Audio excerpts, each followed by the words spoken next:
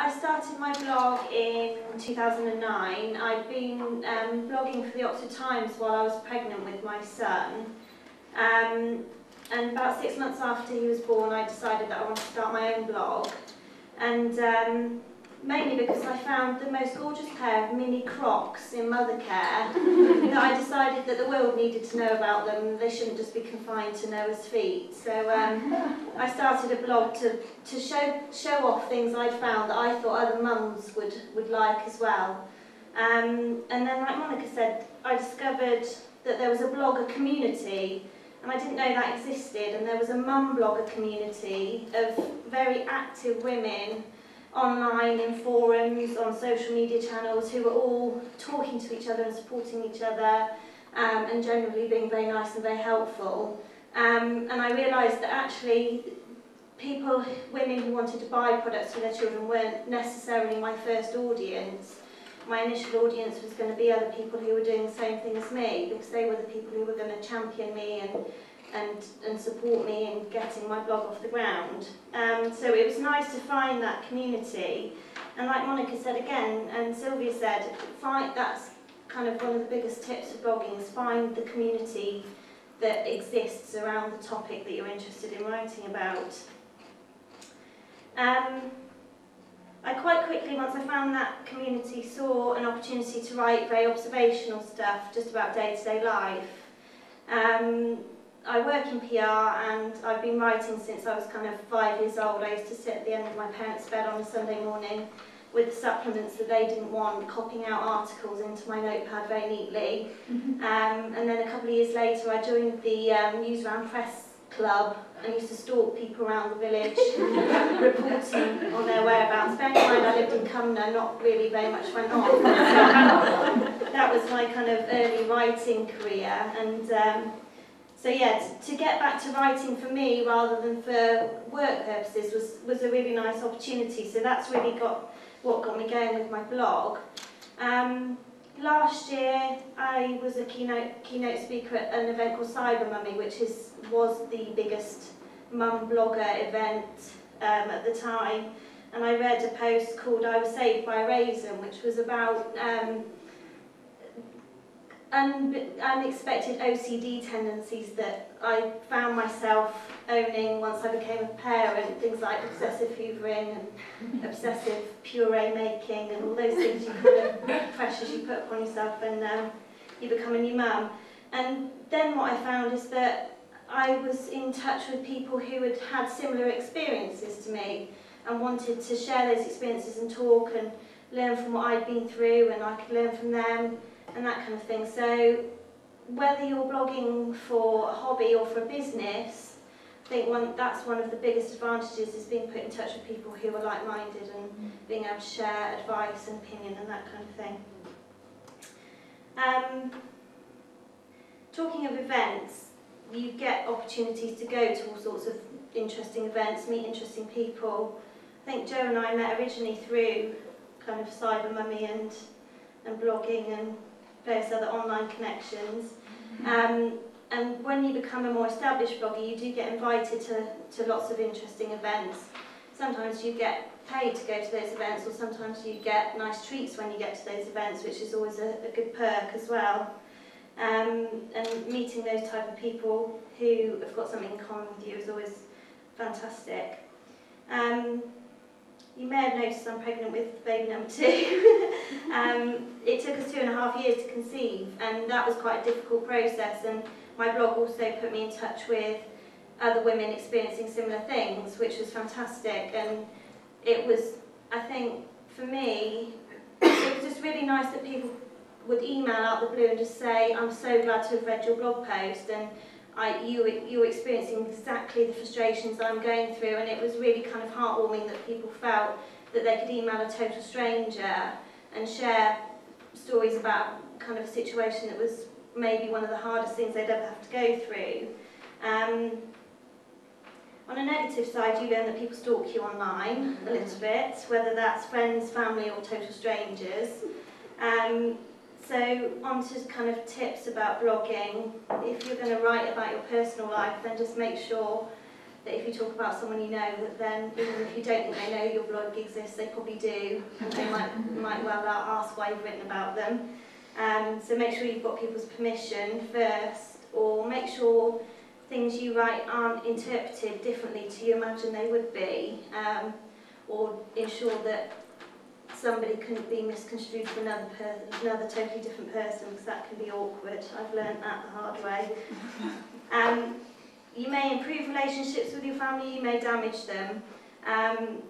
My mum and I communicate quite often through my blog. I'll write about things that I would never sit down over a cup of tea and talk to her about. So she reads my blog and then she asks me about it afterwards, and it's quite a good icebreaker, I always find. If you are struggling to write a blog and or you can't find the time to write posts, it's because you're trying to write about something that doesn't come naturally to you.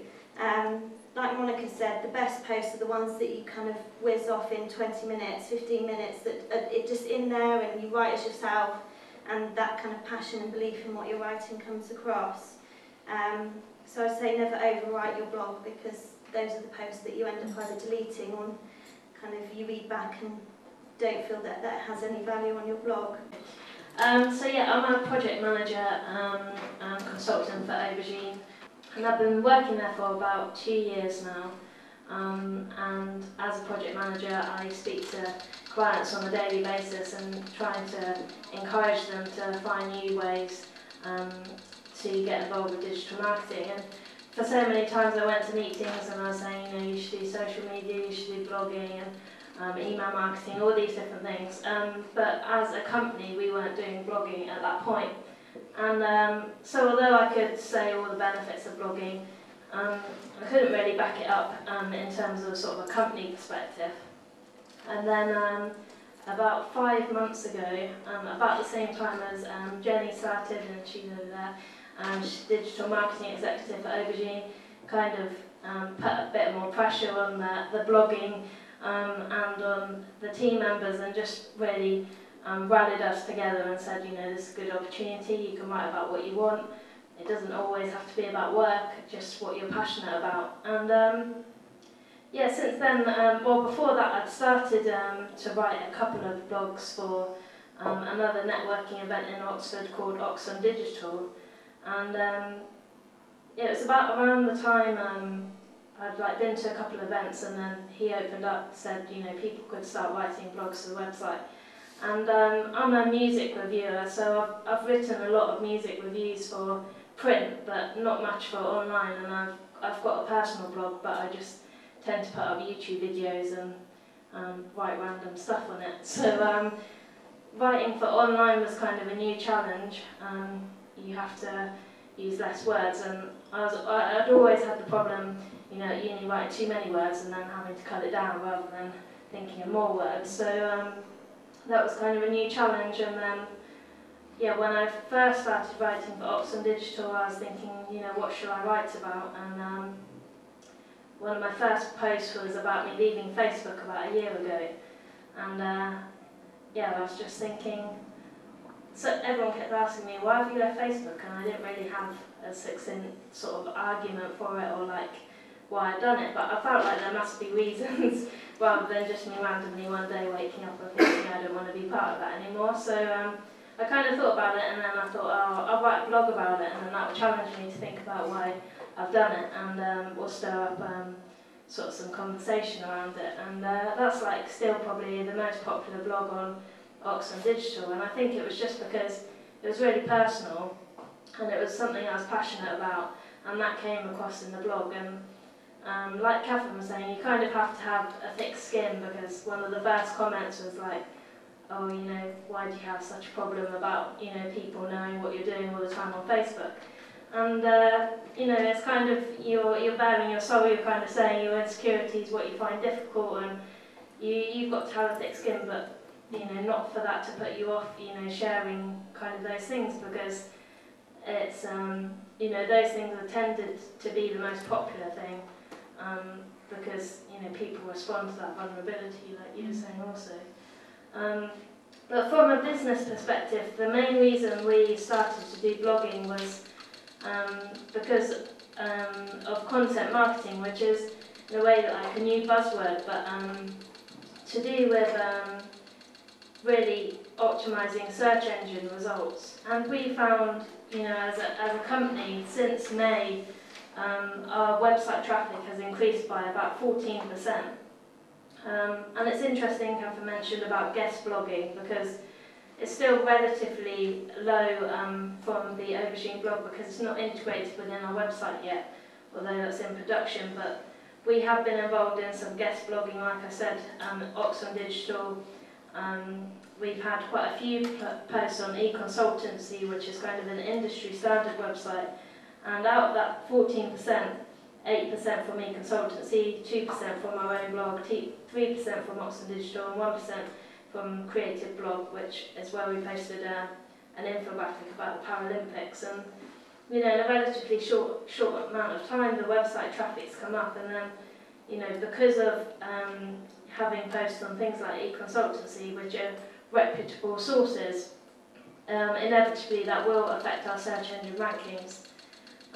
So we're already seeing the benefits, in terms of sort of search engine and visibility, and can then encourage our clients to really get on board with it. And I think we've also managed to discover within our team people's strengths that we wouldn't necessarily know were there before. One of our designers, Eric, we knew he did a bit of copywriting kind of on the side. But when he joined, we said, we've just started blogging, you can blog as much as you want. And he's really absolutely loved it as a creative outlet, to do something different when he's got time. And I think he's got at least 2, if not 3 blogs now on e-consultancy. And it was really sort of a good team thing as well to see in a relatively short amount of time. I think it had been tweeted about by e-consultancy, and within a couple of minutes we were counting the retweets. It was like 64 in about 5 minutes. And it's like fun, it's good for the team, and it obviously builds Aubergine's reputation as a brand, and it keeps us active and knowledgeable and in our field. And I think that's how I approach blogging personally, is that I love writing, but I also love learning, and crazy, but I still kind of miss that uni side where you're in a lecture, you're scribbling loads of notes. I guess that's the geek in me. And I think doing the blogging, it's kind of setting my own assignment. I think, I don't know enough about that, or some new technology or something else has come out, and that's always the case with digital marketing. So I kind of force myself to regularly learn something new, do the research, then write the blog article and get it checked, check that it says all the right things. And then, and then I feel like, I've kind of learned something, and then other people will learn something, through that. So my top tips were to blog about what's current. One of my blogs was about Pinterest, just as it sort of came out, and it was really popular. Lots of people in America particularly, because it was bigger there than, were retweeting and commenting on the blog. And I think if you kind of have an editorial calendar, or you think ahead about events or new technology, reviews, those things are picked up a lot more quickly. And blog about what you're passionate about.